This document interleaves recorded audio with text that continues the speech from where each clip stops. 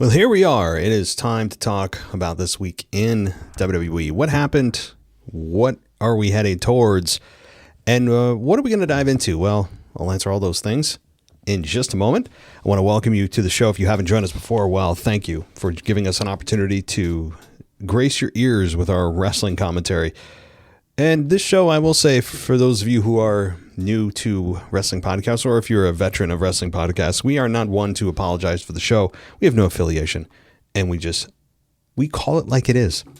And we may complain a bit too much, but that's just the way it is. We love wrestling, but we know what it can be, and today's product is a bit far from it, but we really do our best to try to find the positives, and there are some this week. There really are a lot of things that we can look towards this week, and in terms of wrestling, in terms of good matches, even the booking, not all, but some of it made a lot of sense. As we push forward in the King of the Ring tournament, we're looking toward the next PLE, which is the Night of Champions event in Saudi, which is June 27th. So mark your calendars, book your flights. And by book your flight, I mean park your ass on your couch and enjoy Night of Champions, which comes to us in just 2 weeks. Also, side notes to Knicks fans. Hey, long time coming. 53 years. I am not going to sit here and pretend to be an NBA fan. I don't think I've ever talked about it on this show. I'm not going to even pretend to be a Knicks fan, because there are a lot of them that are suddenly coming out of the woodwork, and you see the celebrities who were at Madison Square Garden for show. They have no actual knowledge at all of the NBA. They're there to make themselves look relatable. Not every one of them, but I mean, if you've seen Taylor Swift over the last few days, I mean, she's cringe. I know some of you may love Taylor Swift. That's fine. I'm putting her music aside. Her mannerisms and everything else she was doing at the game in Madison Square Garden a few nights ago was just unwatchable. But we're not here to talk about Taylor Swift, nor the Knicks winning a championship for the first time in a generation, or more than that, several generations of our lifetimes. Anybody listening in the sound of my voice likely was not even alive the last time the Knicks won a championship. So now we get to move on. New York City has its champion. The first championship in major sports since the Giants, I believe, winning a Super Bowl in 2012, if I'm not mistaken on that. But of course, what would a city do? How can they possibly celebrate? What is the appropriate way to show your love for the city? Well, I mean, I don't know about you, but when I think about the Knicks winning, when I think about any of our teams winning, maybe your team in your local city, wherever you are, I want to just go out. I get the innate urge to torch a car, to vandalize things, throw objects in the streets. I get the urge to just act like an animal. I don't know how you feel, but that's what a lot of people in New York City also felt, because there's a lot of just insanity going on there. I mean, putting aside the things not about wrestling here, political stuff, again, I'm not touching that here. Just to suffice it to say, the city is not in good shape. Just go watch any video of people celebrating in the streets of New York City about the Knicks win. I mean, it really just makes no sense. It's nothing more than a excuse, a pretext to act like, uncivilized animals. That's all it is. Yeah. It's just people are just morons.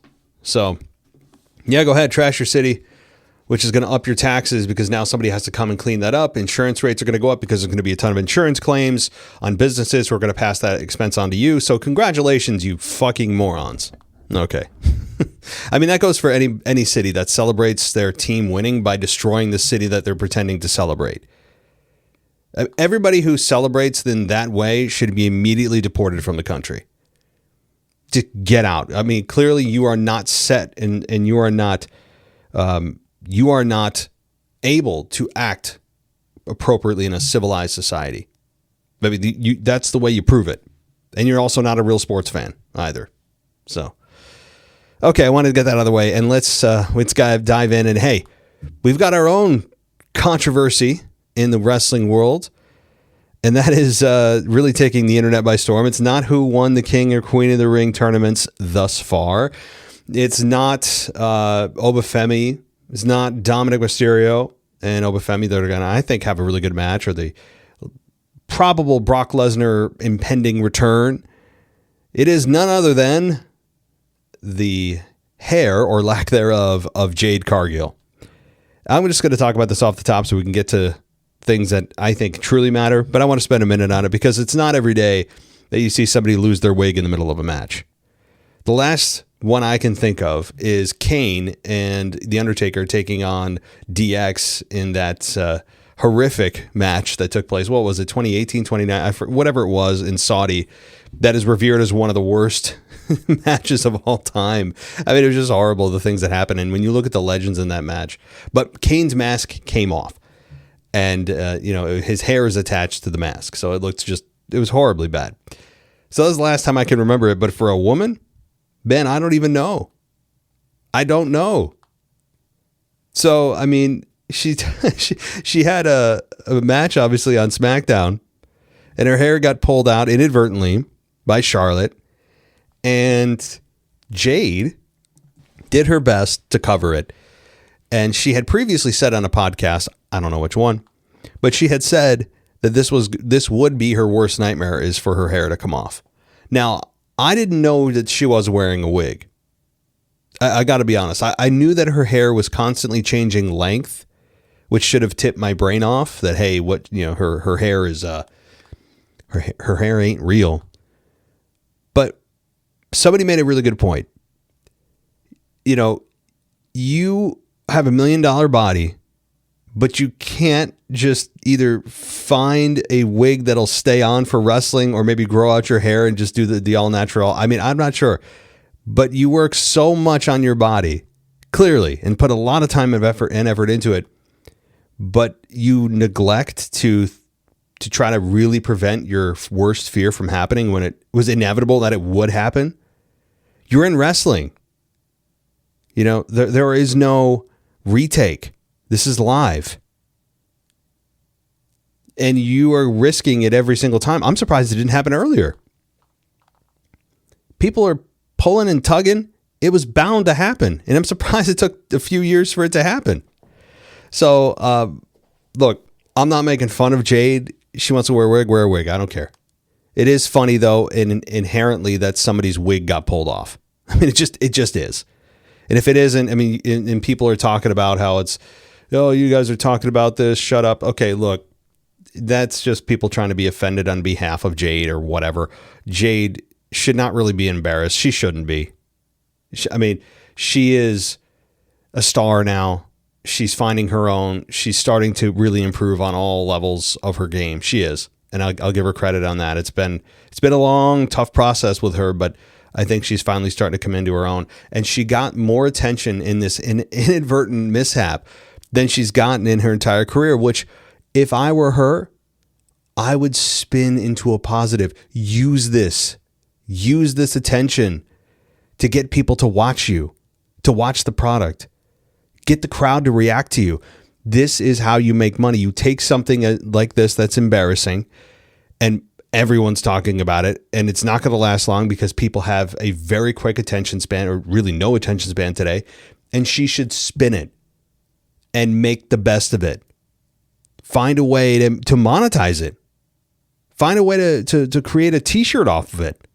Make merch. There's things you can probably do. Why don't they sell a wig on WWE Shop? A wig that people can wear that looked like Jade's hair, the blonde, and people can start to make memes.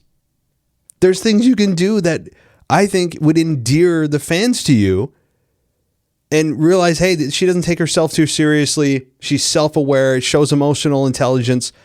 I think she can do that. I think she should. Will she? Probably not.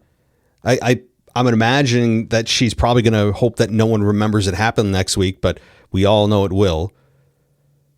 But that's my point. I'm not going to crap on her for it, whatever. She has a wig. So what? Who cares? Like, I really don't care. But it is funny. You spend so much time on your body and you can't find a wig that, will hold or whatever. But outside of that, just spin into a positive.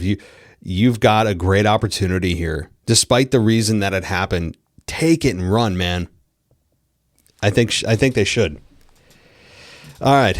So yeah, that's my thoughts on Jade's wig incident that people are crapping on her for. But ultimately, Jade will be the last one laughing all the way to the bank if they can find a way to spin this around. All right. Well, if you want a full review, that is not me. That has a opinion on SmackDown. Amanda did a great job covering it, and you can listen to her show right now. All righty. So let's get into it. Let's talk about SmackDown. Talk a little bit about Monday Night Raw. So SmackDown, and I have to say too, off the rip, a lot of high level stuff. SmackDown's crowd sucked. You guys, I'm just going to get on you. Providence, you guys were horrible. And look, I'm up in New York, not from the city, but upstate. My crowd isn't like great. I'm not going to say, my hometown's, but it's not. Like, a lot of times we are a snooze fest too, which I think gives me the right. But even if if it didn't, I would have the right, and I'm going to exercise that right to say that you guys were horrible. You didn't snooze through the whole thing, but it was only the big stuff you reacted to. Outside of that, oh my God, there were some times where the announcers were trying to fill noise. They were trying to do something so it wasn't so obvious on TV that there's nobody in the crowd reacting to anything going on. And there were several segments throughout the show. It wasn't just one. Usually there's one or two. This was a lot of the show. But there was some really good stuff too. Cody Rhodes, Sami Zayn, who's elevating himself to another level right now. We'll talk about that. So really good stuff there. And one last thing, because I wrote some notes that I wanted to get off the top. I think a part of what's missing from wrestling today, the presentation, and there's nothing that WWE or the fans can really do about it. It's not coming back. There's nothing you can do. It's just life and part of just our culture evolving. What I think would have helped if today's product was to be transplanted back to even 15 years ago. Remember how many signs were in the audience? Signs were the thing to do. People would spend hours. I know I spent tons of hours making a sign, trying to get it on TV, but yours got lost in a sea of signs. It was almost impossible if a TV show like Raw or SmackDown came to your city. Back in the day, it was almost impossible. You did everything you could to try to get the cameraman's attention, did you not? And hope that your sign would make it on air for immortality in your life. Something that you'd never forget. And I didn't have that happen up until recently, actually, because signs are something that is really scarce nowadays. People put in minimal effort going to these shows. And it's also just kind of fallen off. It's been something that people still do, but look at the sign percentage. It's probably gone from, 75% of people bringing signs at its peak, maybe more, felt like, to 10% of people bringing signs. It has dropped precipitously. And I think, yes, I know that if you're going to a show, having someone that's in front of you holding up a sign is a pain in the ass. But it was part of the wrestling experience back in the day. Now it doesn't happen so much. The other thing, and this hasn't ever really been talked about, flashbulbs. Remember when you'd watch wrestling, and it doesn't have to be the Attitude Era. It could be the Ruthless Aggression, even into the mid-Ruthless Aggression and into maybe late 2000s-ish. Flashbulbs. When a big moment happened or a big star came out or stood on the top rope and posed. How many times did you see flashbulbs go off? And I know it's a small detail, but it made the moment feel important. It added that stardom. Because what do you see when stars are on the red carpet? Flashbulbs. It's an innate sign of stardom and big moment.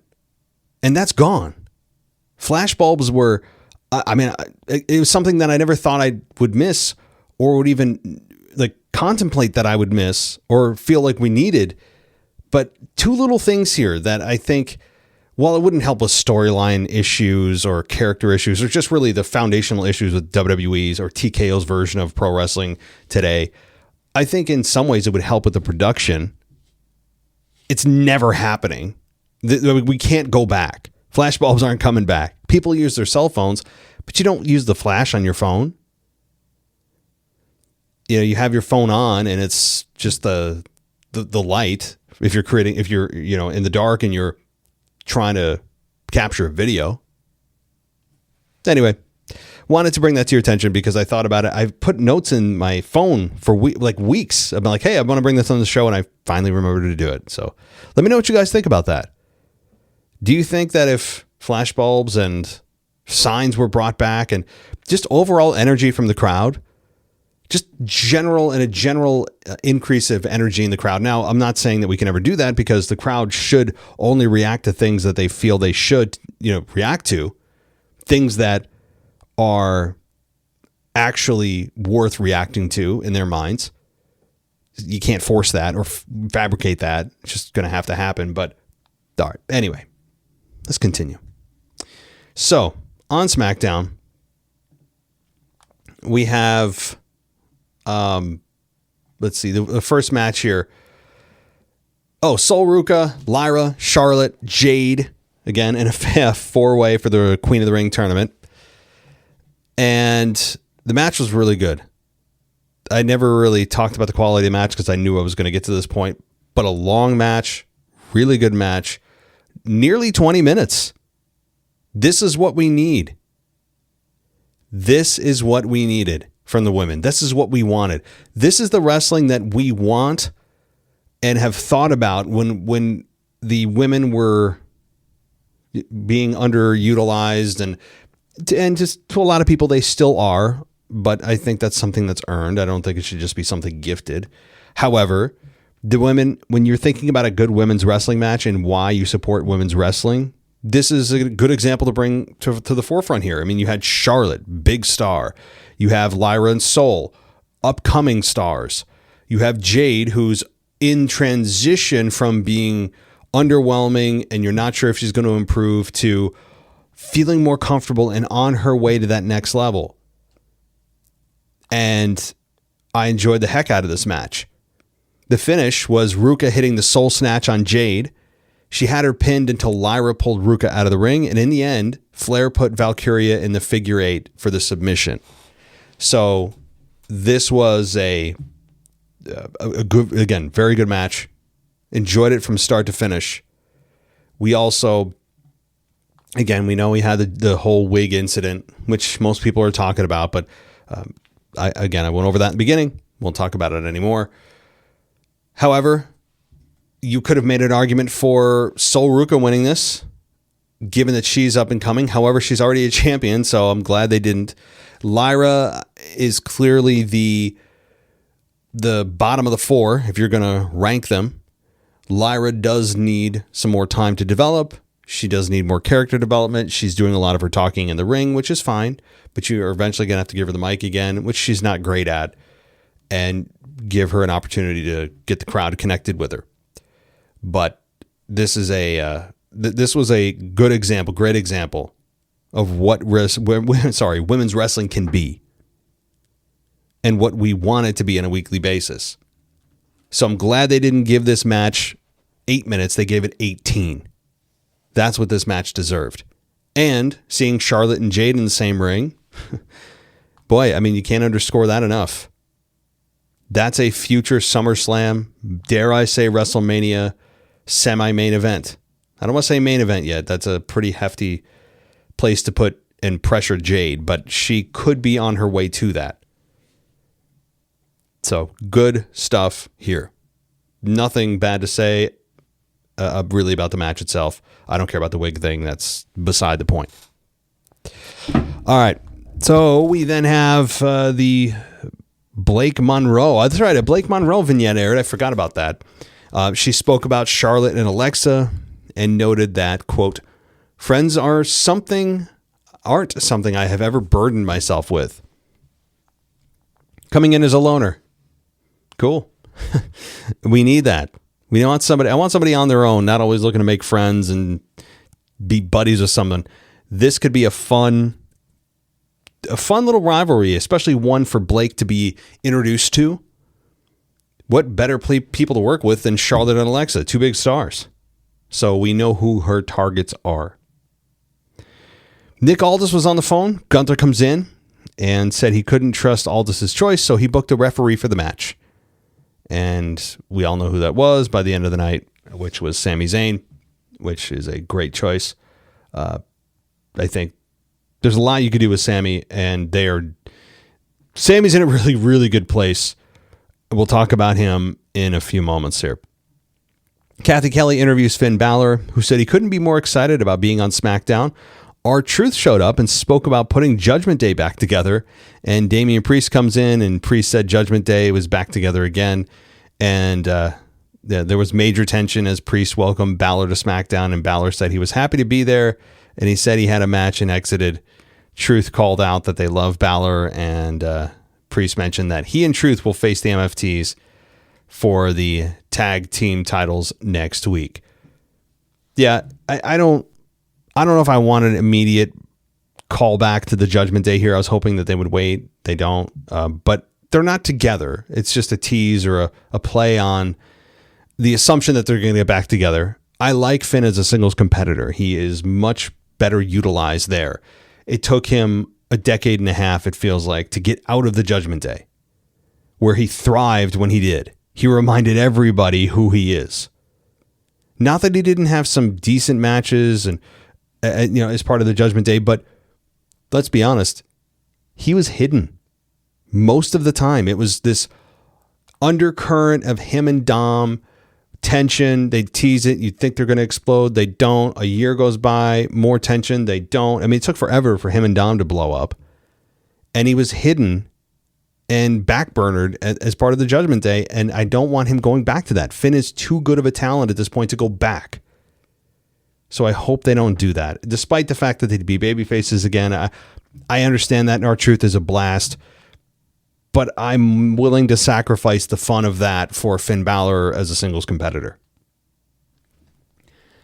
We then have Paige and Brie, who are women's tag team champions, taking on Fallon Henley and Lainey Reed in a non-title match. JC Jane was at ringside, and we had this match go 8.5 minutes with Brie and Paige winning after we had the referee eject Jane from the ring, who pulled her friend to safety, and she was yelling, and that caused the referee to miss when Henley caught Paige in an inside cradle. But then Brie comes in the ring, reversed the pin, and the ref turned around and got the count of the 3. So they did not get the non-title victory. You have to admit, if you've been watching wrestling for maybe a couple of years, whenever they put tag team champions or any champion in a non-title match, usually they lose that match to push said person to the number one contender spot. They didn't do that this time. That's a rarity. But I don't hate it, but it's a rarity. It's something you just don't expect usually, because typically a non-title match with a champion is the setup to have the person that beats them claim number one contendership for that title. I still feel very weird about Paige and Brie. They don't have chemistry. They belong separate. Paige belongs on her own. I'm a fan of Paige. I was a fan of her work very much so in WWE when she had her run. She was one of the first faces of the women's transition from being butterfly carryover sex objects from the Attitude and Ruthless Aggression era into actual modern day women's wrestling. She was one of the original faces, and if I'm not mistaken, had a really great debut at what the hell was it? Was it after WrestleMania 27? Wherever she came in after the Monday Night Raw after WrestleMania, and had a great debut. Very memorable. It's so memorable. I don't know the date, right? But I remember she faced the champion and won that night and made a big impact. So anyway, my point is that we have Paige with Brie, which is not where Paige belongs. It's weird. they don't have chemistry, and people don't want Paige as a tag team. So, if you don't believe me, just listen to the crowd. This is one of the matches that the crowd was asleep for. I mean, I feel like they put up a sign on the Titantron that we couldn't see that said, "Everybody, please lay down." We put a pillow under everyone's seats. Just make yourself comfortable, and take a quick 8-minute nap so that for the next segment you can be at your peak efficacy. It felt like that. Again, Providence, you guys were bad. If anybody was in attendance, maybe you can dispute that and be on that side of, no, we weren't. It just didn't come across that way on TV. Sometimes that's the case. But looking into the crowd, using my eyeballs as well, it looked like you guys were comatose. So, all right, well, I could be wrong. I could be wrong. But I'm just reporting what my eyes and ears, my two senses, detected. So, let's continue. Danhausen was in his lab. Berto and Angel show up, and they were trying to ask him to recurse the Knicks for betting purposes. And Matt Cardona shows up and asks Danhausen to keep the Knicks from being cursed. And Danhausen wanted money, human money, which is always funny. And he settled for Cardona's watch. And we had Kit Wilson show up and brought an electrocuted Miz with him.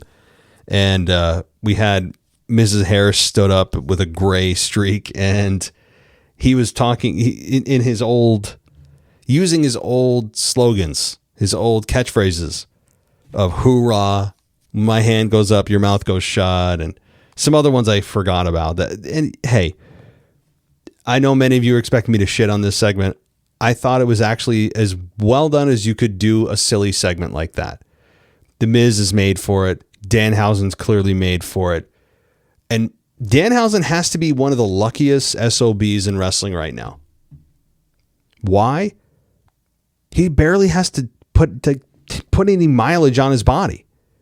He's making a shitload of money with the royalty checks in the merch he's making or selling, and barely has to take any bumps in the ring. Now, he may be doing that at live events that I'm unaware of, and probably keeping himself fresh with, I mean, maybe before the show and making sure he's not just sitting on his ass. But boy, he is in an enviable position. Just doing silly comedy backstage segments and making a boatload of money with royalty checks. Lucky dude. That said, too, though, this segment continued, and I almost laughed. It came close to laughing, which really surprised me, because we had Kit Wilson, who then ended up being electrocuted. Now, there's some analysis here that I'm reading that says this was hilarious for the age 7 and under crowd, not so much for anyone who made it to 4th grade. I actually have to disagree with this. Normally, I would be on board for this and totally berating this garbage. But Danhausen's found his niche. And The Miz is, again, a perfect character for this. Kit Wilson's doing a bunch of nothing. So doing this, and if you're all in, which they seemingly are, these three men, it can work. If you look like you're acting, or you're just trying to get through it, or you're tongue-in-cheeking it, and you're not really into it, but you're just going through the motions, we can tell. The Miz was into it as much as you could be. Danhausen, well placed in his silly backstage lab, and his language and the way he talks about money, human money, and what he does with his lab, we don't know. And then Kit Wilson gets electrocuted. It is silly, but it's so dumb that as long as you're super committed, it can actually work. Now, I still wouldn't want somebody who's not a wrestling fan to watch this to try to get them into wrestling. This is not an advertisement for pro wrestling. That's not my point. But if you're a typical watcher, if you're a regular viewer of SmackDown, this shouldn't be a shock to you. I guess pun intended. Look at that. I didn't even mean to do that. But all right, moving on. So Sami Zayn comes out. He said the reaction he received was a little strange, and he wasn't comparing the American crowd to European, but the ride or dies come out in full force for him in Europe, and Zayn called out the champion. That was good that he did that, because no, you are comparing them, because the crowd difference from Providence, Rhode Island to Bologna, Italy, to say it's night and day is an insult to light and darkness. Like, I'm sure the people overseas, if you're overseas, can you please, I'm begging you, send me a quick message. What are your thoughts about the crowd you went, if you went to one of the shows overseas, or even if you didn't, if you're from the area, watching what you saw with the overseas crowds for a few weeks, with the PLE, with the the Clash in Italy, obviously, and the several the subsequent Raws and SmackDowns they had. What are your thoughts about that? And then having WWE go back to the States, to Providence, Rhode Island, and hearing the crowd there. It probably gives you great joy, or what's the word? Patriotism, pride. There's the word. Maybe pride in your country for at least the level, the volume of noise that you portray at a wrestling event. Probably does. Now, I'm not a fan of the constant noise all the time. I want something in the middle where there's not a lot of chance and people are paying attention to the in-ring action and not going into business for themselves. But I also don't want the crowd in a drug-induced coma that Providence was. So, okay. So this is one of the highlights of SmackDown. Cody comes out, and he recalled helping Cody last week, Zayn did, only to be left lying on his back while Cody stood there. And Zayn said it keeps happening, and he asked whether this was intentional. Sami Zayn sucks chants happened. And Cody eventually told Zayn that the fans chanted Sami sucks because he does. And he said Zayn is desperate, and Cody apologized for being champion. He said that he has the title, which means that Zayn never will. And then Zayn slapped Cody, and he immediately apologized, and then Cody eventually slapped him back and asked if we're good. Zayn exited the ring, grabbed a chair. Before returning to the apron, he tossed the chair onto the floor, and he dropped off the apron and headed to the back. This was good. And it's such a fun evolution to see how Sami Zayn is descending and calling himself the good guy, and the shirt that he was wearing saying that he's the last good guy, the last real good guy. It's perfect. Sami Zayn by a mile is the single most interesting character on SmackDown. That's not even up for debate. Cody Rhodes is not interesting. Neither of his title runs. And he's been champion for over 100 days now since he beat Drew McIntyre. I can't wait till he comes back. And what has he done since? What has he done that's been interesting or memorable as champion? I put a little bit of this on Cody, but a lot of it has to go to creative. Even if you're a Cody Rhodes fan, how can you be excited about when he wins a championship now? They don't give him anything to do. He's on SmackDown every week, and he's kind of the same guy, and he's defended his championship, twice? And there's just not a lot of substance after Cody wins. You just know what you're going to get. And it's a bit disappointing. I know with babyfaces that when they are chasing a championship, that the journey is sometimes more fun than the destination. I get it. But you have to have a plan to keep fans interested in you as champion. Not in this case. With Cody, they're just kind of rinse and repeat. So hopefully things change, and maybe Cody will turn heel. Well, I mean, that would do it, but it's not in the cards for now. I would say probably not till next year. So, Jacob Fatu approached Solo Sikoa with a message from Roman Reigns. and who wanted Solo to, quote, come home. Solo said, it's not home, it's a doghouse. And Solo said Fatu is Roman's lapdog. And Solo asked what happened to Fatu. He said everyone was afraid of him. He came close to beating Reigns, but now he's just Roman's background. And Solo said Roman made Fatu kneel in front of the world, including their family. And he said that's not how you treat someone you love. And Solo told Fatu to tell Reigns he can go to hell. And Fatu said he understands where Solo's coming from, but he already made up his mind. And he said he was going to stand on business. And he asked that said that if Reigns sends him after Solo, then he'd be coming after him. And he said, you tell Roman that if he wants me to come back home, then he can come and get me. So, I mean, it's interesting, I guess, but I really hesitate to call anything with the Bloodline or Bloodline 2.0 MFTs anything less than, I mean, kind of subpar. I mean, they have been the Bloodline 2.0 that the fans really lost interest in a long time ago after the original Bloodline broke up, and this was a branch off. And this was, I mean, having Solo come back, what are they going to do? Have one giant group?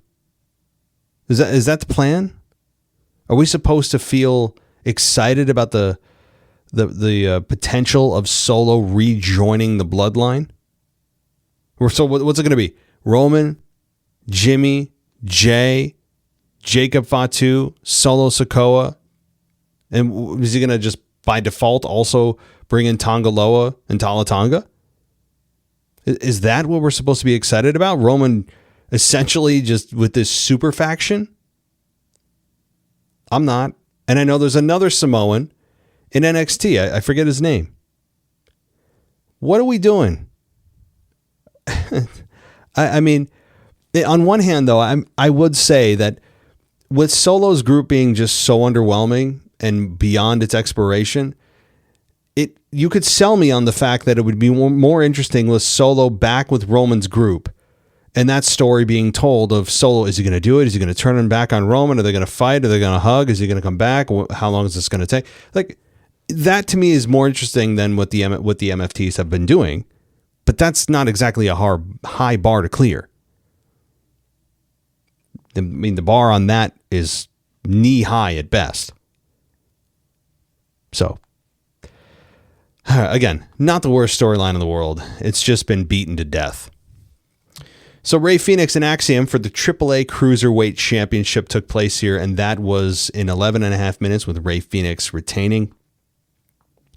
After Phoenix came back with a couple of spinning kicks in the corner and hit a Mexican, I've never mixed those two words up together, a Mexican muscle buster for the victory. Good match. Yeah, I mean, there's nothing less than what style of match that you know you're going to get here. This is it's a AAA style match, meaning you're going to get Lucha Libre style. It's exactly what you got here with 11 and a half minutes. Quick, in your face, back and forth, no selling. I mean, that's just the way it goes with Lucha Libre, especially. There's just no selling. You could essentially light your opponent on fire and they would sell it like a headlock, which is a problem just generally in wrestling. But you get my point. It's entertaining. It's quick. It's fun. It's fiery. It's high flying. And there's an audience for that. And it's good for what it was. And Rey Fenix wins. We then have some Ricky Saints and Little Yachty stuff. Trick's, I'll just kind of summarize this. Trick talked about how he lost the King of the Ring match and he didn't like that he lost, but something woke up in him and he dubbed himself the leader of the new school. And he said, never mind who you thought I was. I'm Trick James, bitch. And again, if you have not seen or are privy to Dave Chappelle, I'm Rick James, bitch. One of the most famous viral clips of the 2000s. This one may fall a little bit short on your mind, and it's nothing. It's not a referendum on you if you didn't understand this or understand the kind of, I guess, pop culture reference he was making. But he did pull back like a good 20 years from that famous clip with Dave Chappelle. At least that's what I think he's trying to pull from. All right. Let's see. We had this segment continue. I'll just go with the finish of it. He had Trick and Little Yachty about to exit the ring, and Ricky Saints shoved Hayes into Trick, and Hayes hit Saints with a Dirty Diana, and then he came back in the ring and ran Hayes through the ropes, and then Trick put Saints down with a bookend, and the music played to conclude the segment. So this one, though, again, watching this, the crowd, they might as well have piped in noise. They probably should have. The crowd didn't even care about this. Remember how hot Trick Williams was? You'd never know it listening to Providence. Oh, I felt bad for him. But, it's kind of the nature of the beast. So they probably couldn't have left that city fast enough. They probably left tire marks. All right. We had women's champion, U.S. champion, Tiffany Stratton and Chelsea Green take on B-Fab and Michin. And B-Fab and Michin beat Tiffany and Chelsea.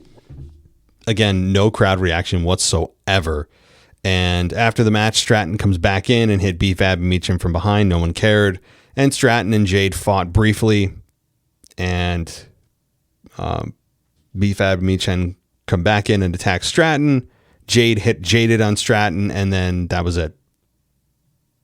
So, again, very kind of standard segment here, building some tension between Jade and Tiffany as Jade targets the Women's U.S. Championship, which I absolutely think she should win, by the way. This may have woken up Jade.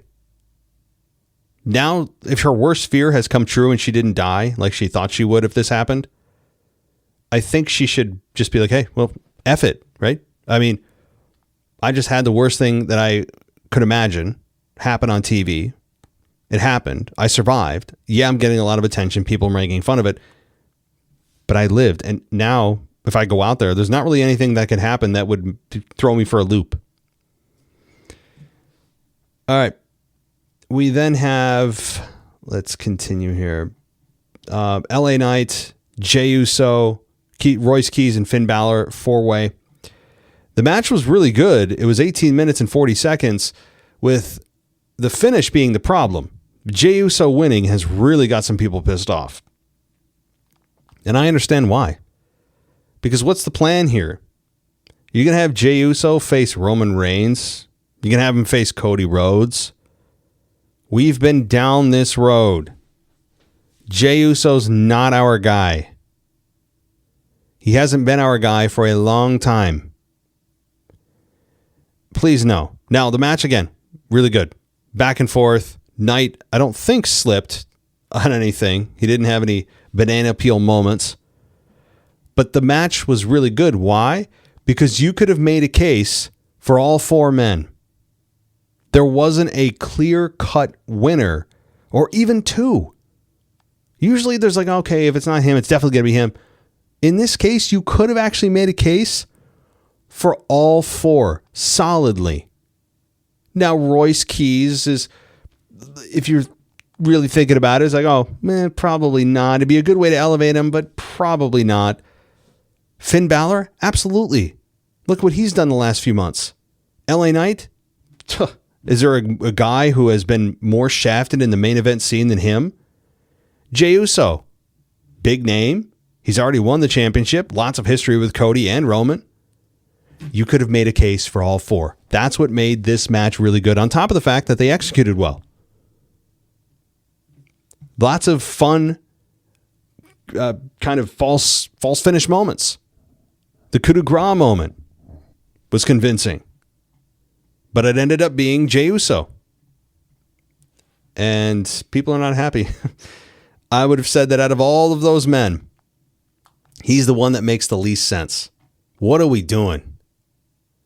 Why? Now, it's not like he won a championship, but it doesn't make sense that he won this.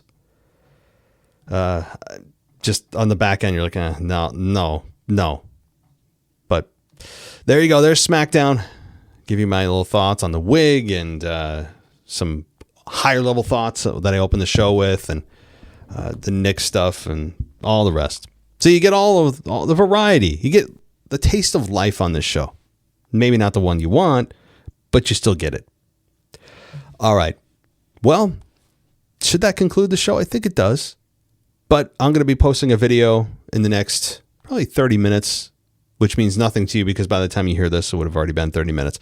But in my world, in my reality I'm living in right now, I'm going to go record a video, post it for those on Patreon, and I hope you join us over there at patreon.com/WWE podcast because you get everything ad-free, videos as well, and it's a great way to support the show if you like us. But that's, of course, up to you. All right. I'll be back in a day or two and give you my Raw review because that'll certainly be interesting with the next PLE just a couple weeks away and building towards the Saudi event, which is going to be Night of Champions. So, yeah. All right. That'll do it. Thanks, everybody. Enjoy the rest of your evening or day, and we'll talk soon. Thanks for listening to the WWE Podcast. Don't forget to subscribe on your favorite podcast app so you don't miss a show, or head to WWEpodcast.com. And for all of these shows ad-free, head over to patreon.com/WWE Podcast. Until then, we'll see you next time.